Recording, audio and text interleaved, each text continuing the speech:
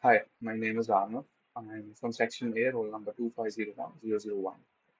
The topic I've chosen for my Indian economic policy presentation is the crisis of unpaid care work and its drag on India's GDP.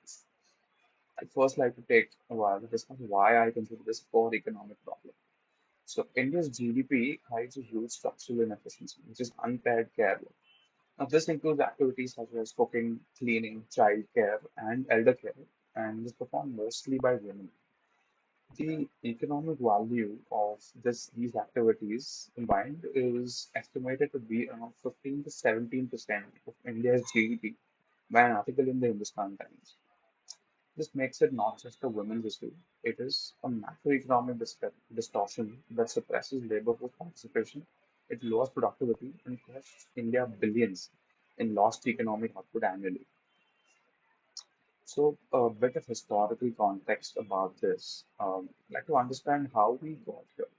Now, traditional joint family systems provided unpaid care for children, elderly, and sick members through women's labor.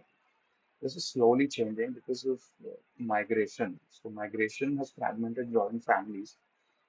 Then, also, women's education and aspirations have risen, but care infrastructure is not kept pace.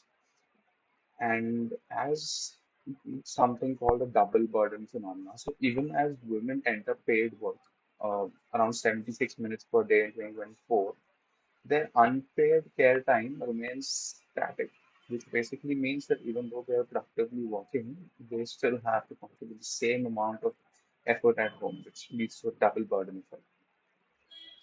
Now, I'd like to highlight some of the economic consequences of ignoring problem, which is lost GDP and productivity. Intergenerational poverty gaps. When a woman stops working for the sake of a boy child or to support elders or spouses, that it creates an intergenerational poverty trap. It also leads to foregone demographic dividend because 60% of India's women are outside the labor force, and even 40% of those who are in the labor force are in unpaid agricultural work. So the International Labour Organization has given some timelines on how we can improve this.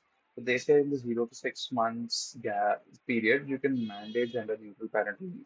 In the 1 to 6 year period, you can formalize minimum wage laws for women. In 1 to 2 years period, you can create agencies at a central level who coordinate all these activities.